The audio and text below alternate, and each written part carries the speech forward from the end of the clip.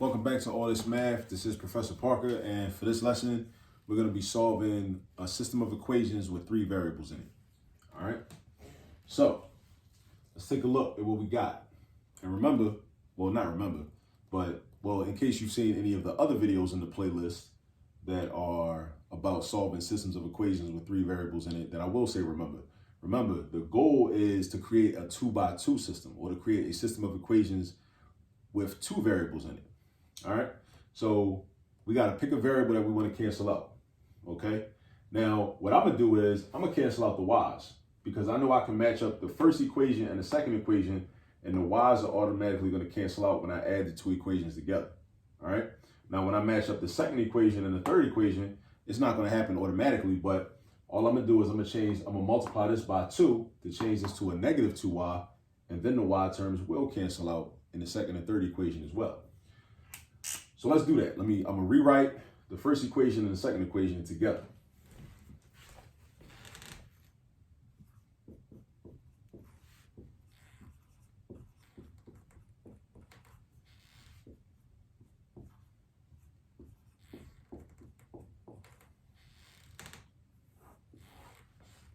Y's cancel out because positive y minus y equals 0.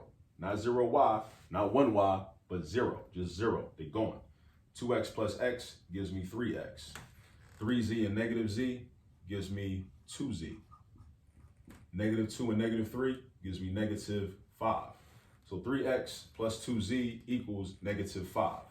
3x plus 2z equals negative 5. All right? 3x plus 2z equals negative 5. Okay? So now I'm going to match up. This is one of my 2x2 equations. It's one of my 2x2 equations that I'm going to use for my 2x2 system. Then I'm going to match up the second equation and the third equation. X minus y minus z equals negative 3. And then 3x plus 2y plus 3z equals negative 12. All right, now I'm canceling out y's. Now make sure you always cancel out the same variable, right? Because when I matched up the first equation and the second equation, I canceled out the y's. So now that I'm matching up the second equation and the third equation, I can't switch up and start canceling out the x's or the z's, because then everything's going to be all messed up, right? I got to be consistent, right? Because I got to cancel out the same variables. So that way, when I set up my 2x2 system of equations, I got the same two variables that are there. Because if I canceled out different variables, then my 2x2 equation is going to look crazy, because I might have an x and a y or an x and a z in the top equation, but then I might have an x and a y in the bottom equation. And that I can't do nothing with that. Nobody can, right? So make sure we match it. We canceling out the same variables. So up here I canceled out the y's. Here I'm going to be canceling out the y's, all right? Now, how I'm going to do that, though? I got to change this to a negative 2y. Change it to a negative 2y. So I'm going to multiply the top by 2. Multiply the top by 2. So I got 2x minus 2y minus 2z is equal to negative 6. Then I got 3x plus 2y plus 3z equals negative 12. Underline it. Boom. 2x plus 3x is 5x. Negative 2z plus 3z is plus z. Negative 6 and negative 12 is negative 18. We got 5x plus z equals negative 18. That's our other equation from our 2x2. Now I got a little room down here, so I'm gonna just write my 2x2 system and then solve, right? Nah, I ain't gonna do that. Because I'm gonna run out of space. So what I'm gonna do is I'm gonna write my equations up here. 3x plus 2z equals negative 5. And then 5x plus z is equal to negative 18. Right?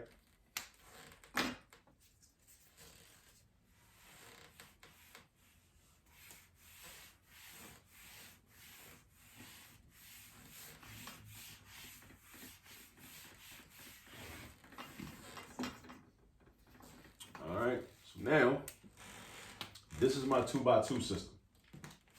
This is my 2x2 system. So I got 3x plus 2z is equal to negative 5. And I got 5x plus z is equal to negative 18.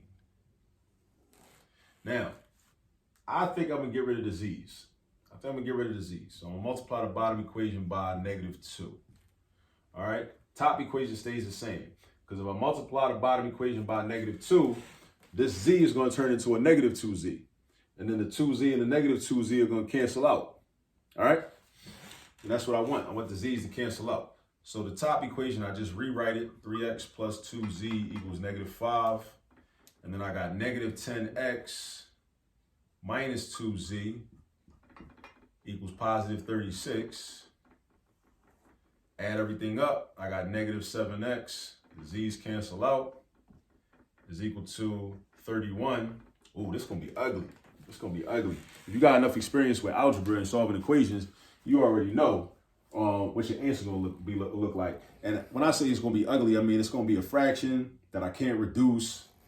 It's going to be ugly. But one thing I want to point out to you is that just because your answer looks quote unquote ugly, it don't mean that it's wrong. It doesn't mean that it's wrong. And you can verify whether it's right or wrong in an equation or a system of equations by checking your answer, which is what we're going to do at the end. All right. So negative 7x equals 31. So that means that x equals 31 over negative 7, which just means that this whole fraction is negative. So that's a negative 7. Let me make that look like a negative 7. Yeah, there we go. That's better, I guess. Yeah, so x equals 31 over negative 7. Because I divide this side by negative 7, I divide that side by negative 7. Divide by negative 7, divide by negative 7. We got x equals 31 over negative 7. Now, let's go back and solve for z. So let's do this. Let's do the top equation. No real reason, but just because. So 3 times 31 over negative 7. Now, this way it gets messy. But don't get intimidated just because you got like a fraction with a big numerator and it's negative and you got to multiply by a whole number. Don't get intimidated. You can handle this. Plus 2z equals negative 5. All right. So 3 times, you do not do 3 times both of these numbers. That's a very common mistake a lot of students will make. They want to multiply 3 by 31 and multiply 3 by negative 7. You don't do that. Because remember, 3 can be expressed as a fraction as 3 over 1. So think of there's an invisible 1 underneath of this 3. So you're doing 3 times 31 and the invisible 1 times negative 7. 3 times 31, invisible 1 times negative 7. It's an invisible 1 because you don't need to write it, but just it's understood that it's being represented there. 3 over invisible 1. Anytime you got a whole number, that whole number can be represented as itself over 1. So that's how you think of it as a fraction, even if you don't write it as a fraction. You can think of it as a fraction, even if you don't write it as a fraction. So 3 times 31 is going to be 93 over negative 7 plus 2z equals negative 5. All right. Now, I'm not about to sit up here and mess around with this, this fraction, this 93 over 7. What I'm about to do is I'm about to use this math trick where we clear out fractions, right? By taking the LCD of every term in the equation. So 93 over negative 7, 2, and negative 5. 2 as a fraction is 2 over 1. Negative 5 as a fraction is negative 5 over 1. So the LCD is going to be 7, right? It's just going to be 7. So what I do is I multiply the whole equation by 7. It's a math trick. It's a math trick that you should learn because it's going to help you sometimes, right? So that's going to give me negative 93 plus 14z equals negative 35. Now notice what happened. The fractions are gone. And that's why I did that. So in case you're sitting there watching this video like, hold up, why he do that for? It's because I wanted to get rid of this fraction. Because I use fractions if I have to, but if I don't have to, I get rid of them. And that's how you get rid of them. You look at all your terms. 1, 2, 3, this fraction, this 2, this negative 5, right? And you think of what's the LCD of all those terms. Once you identify the LCD, you multiply each term in the equation by the LCD, and that will automatically cause any fractions that you have to clear out. All right. So now I'm going to have 14z is equal to, and I got to do negative 35 plus 93. Negative 35 plus 93, because I got to isolate 14z, so I got to get rid of negative 93. The way I get rid of negative 93 is by adding 93 on the left and adding 93 on the right. So I could also think of that as 93 minus 35, because negative 35 plus 93, based on the commutative property, is the same as 93 minus 35. So 93 take away 30 is going to be 63. And then 63 take away 5 is going to be 58. Right? That's going to be 58. Yeah. So now 14z is equal to 58. So if 14z is equal to 58, I'm going to divide by 14 on the left. I'm going to divide by 14 on the right. 14's cancel out. Z equals 58 over 14. So if it's 58 over 14, then what we're working with is, let me see, 14 times 3 is 42. 14 times 4 is 56.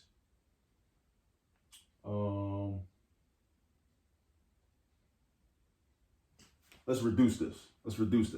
So the greatest common factor of 58 and 14 that they have in common is 2. It's 2. So I divide each number by 2. That's how we reduce this fraction. So 58 divided by 2 is going to become 29. 14 divided by 2 is going to become 7. That's supposed to look like a 9. That don't look like a 9 right now, though. So we got 29 over 7. So Z equals 29 over 7. It's ugly. It's ugly again, just like this X value was ugly. 31 over negative 7. Ew. 29 over 7, you know what I'm saying? But again, that don't mean it's wrong. That don't mean it's wrong. People be thinking that the answer is wrong when it look like this, just because most of the examples in textbooks that they see, that they use in school, the answers come out all nice and neat, positive 3, 2, negative 5, right? The moment you see a fraction, you're like, oh, everybody get all nervous, like they don't know what they're doing, like they work automatically must be wrong just because your answer ended up being a fraction. Right? And don't let it be like an ugly fraction that just look weird. Like you don't ever see 29 over 7. Like you don't ever see that. You don't be seeing that in a textbook. 31 over negative 7. Don't nobody ever see that. Right? But I'm saying though, like this is important because I like this example, even though it looked messy, because a lot of people think that just because your answer look like this, it means that it's wrong. It could be wrong. I mean, we're always error prone because we humans, right? Anyway, but just because the answers look like this, it does not mean that your answer is automatically wrong, right? So, all right, so we got X and we got Z. Now we got to find Y. So we find Y. I'm going to just use the second equation right here because it's got the most 1 coefficients. Well, that's positive 1, negative 1, negative 1. I'm going to use that, and we're going to figure out what Y is. So I think I got some space right here. I'm going to use this space right here. So my X is 31 over negative 7. And then I don't know what Y is, so I'm going to do minus Y. And then I know what Z is, so I'm going to do minus 29 over 7 equals negative 3. Right? So we got negative 31 over 7. Now, negative 31 over 7, I can combine these two, and they already got common denominators. They both got 7s for the denominator. So negative 31. So, and again, this is 31 over negative 7, but the whole fraction is negative. So I could also, this is another math trick, right? I could treat this 31 like it's negative, right? Instead of the 7 being negative, because the whole fraction is negative. If one number in the fraction is negative, that makes the whole number negative, or the whole fraction negative, the entire thing. And also, I could also treat either the numerator or the denominator like it is negative for whatever purpose I need to. So negative 31 minus 29, that's like adding two negatives. So 30 and 20 is 50. 1 and 9 is 10. That's 60. So that's, let me see. Negative y minus 60 over 7 equals negative 3, right? So I got negative y equals negative 3 plus 60 over 7. And I got negative y equals, now watch this. I'm gonna change this negative 3 to a negative 21 over 7. To a negative 21 over 7. And the reason being is because I need a fraction that's got a common denominator with the 7. And I know that 21 divided by 7 is the same thing as 3. So negative 21 divided by 7 is the same thing as negative 3. That's another math trick, right? So I got negative y is equal to, and I combine these. So negative 21 plus 60 is the same thing as doing 60 take away 21. So 60 take away 21, you do 60 take away 20, you get 40. You take another 1 away, that's going to give you 39. So that's going to be 39 over 7. But we're not done because we're not solving for negative y. We want to know what positive y is. So the way you get rid of this negative sign over here, divide by negative 1. And I mean, you can think of it as divided by negative 1. That's just going to change the sign up. For real, for real. So it's just negative 39 over 7. So I got my x, my y, and my z. My x, my y, and my z. My x, my y, and my z. All right? So, but this is what I'm going to do for you, right? Because these answers are messy. They look messy, I should say. And we should always check our work anyway, just to be in the habit of checking our work and checking our answers. So what I'm going to do is I'm going to write my answers. And then I'm going to erase all of this. And then I'm going to show you that, I'm going to prove to you that our answers are correct, right? After I erase all of this. So my x is negative 31 over 7. My y is negative 39 over 7. And my z is 29 over 7. All right, so that's my x, my y, and my z. Now we're going to prove it, right? We're going to prove that those are correct. That's why I like. That's one of the many things I like about math, and why I think math is beautiful, because it's always verifiable, right? You can't cap in math. Well, you can, but if you know the math, nobody can cap and get away with it if you know the math too, right? If somebody knows the math and you don't know the math, then they can cap. They can use the math to cap. But as long as you know the math, then they can't do that, and so they're not gonna play with you. That's why you should learn math. Because if you don't learn math and you go up against somebody, or you in the same space with somebody that do know math and they might be a little dishonest, or they might be trying to get over, I feel sorry for you. I feel sorry for you. I'm trying to tell you. And you ain't even going to know it. They're going to smile, act like they're your best friend. They're going to shake your hand and everything. Robbing you without a gun. And you ain't going to be able to do nothing about it because you don't know no better. You might find out 5 years later, 10 years later, 20 years later. You might never find out. Might never find out. So learn your math. That's reason 3,782 why we should learn math. And it's not just for counting money. All I need to know how to do is count my money. A lot of people be saying that. Don't be one of them people. All right, anyway. Check this out. We're going to check it within the first equation. So we do 2 times negative 31 over 7 plus negative 39 over 7 plus 3 times 29 over 7 equals negative 2.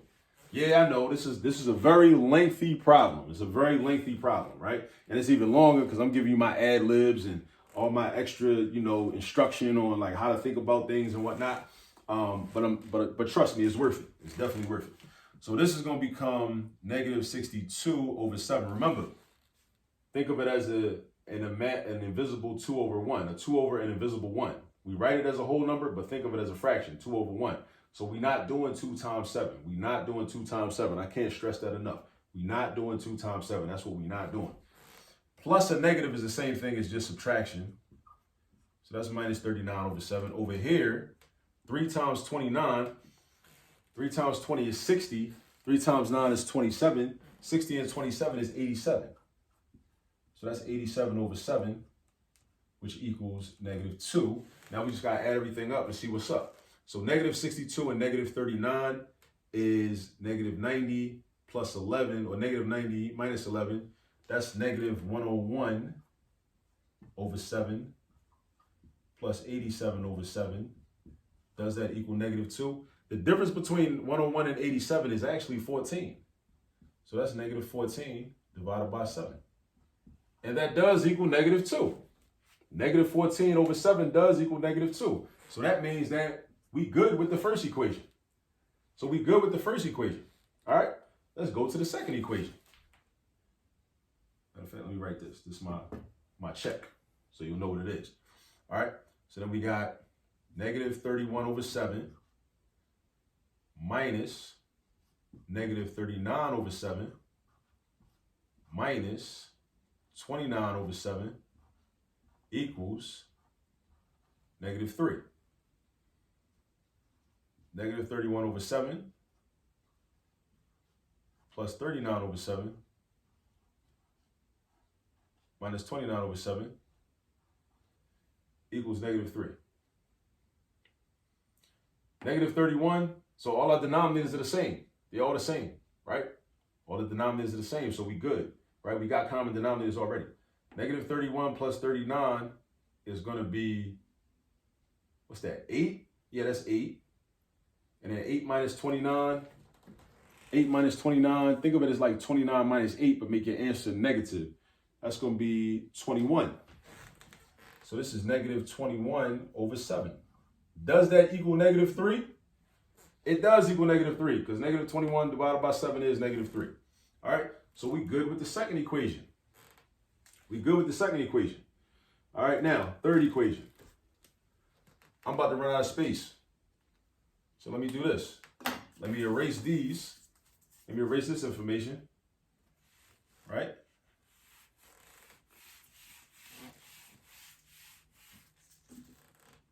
Let's go to the third equation.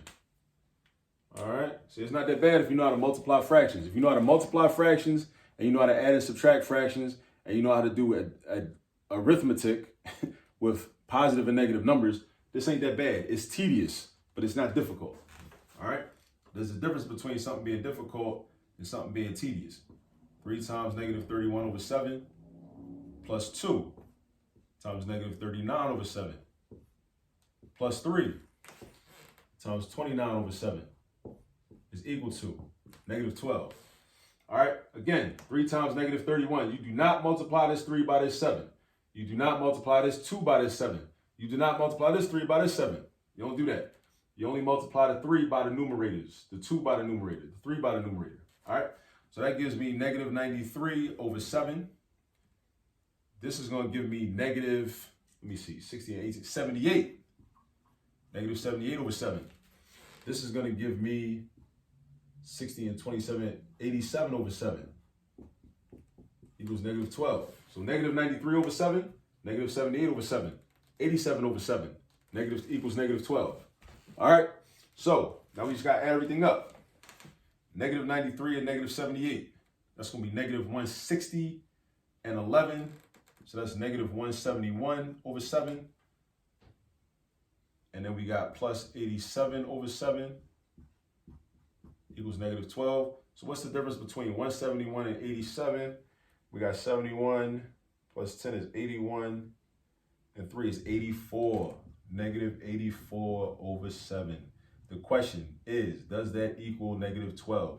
Negative 84 divided by 7 does equal negative 12. It equals negative 12, so that means we're good with the third equation. So yeah, it was a lot of work. Our answers are ugly. These are some ugly answers. It's okay to say it. You can say it, you know what I mean? Like 31 over 7, like who does that? 39 over 7, negative 39 over 7, 29 over 7. You know, but again, I like this example because I can emphasize a very important point in mathematics that a lot of students, when you see answers that look like this, you automatically start second guessing yourself and you start folding. People start folding. They think, oh, it's got to be wrong. I got to be wrong. You know, it's like it's that imposter syndrome that kicks in because you really don't think you're as talented as you really are, right? Stop selling yourself short. Just because you get an answer that looks like this, it doesn't mean that your answer is wrong. Just keep doing the work, finish the problem, and then check your work. Do your check your work, and then see if you are in fact right or wrong. All right? So, again, solving a system of equations with 3 variables, all you got to do is pick a variable to cancel out from the beginning. Cancel that variable out, match up like the first and the second equation, then maybe the second and the third equation. Cancel that variable out so you can create a system of equations in 2 variables. 2 equations with 2 variables. Solve the 2 variables in that 2x2 system, and then go back and solve for the third variable, and then check your answers. And you're done, right? Now, I know some of these problems are long. This was a long problem, right?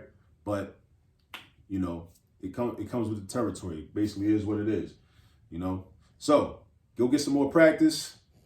Ask your teacher or your professor for some more practice, or download some worksheets online and go get practice so you can master this. All right. And I'll catch up with you on the next video. Peace.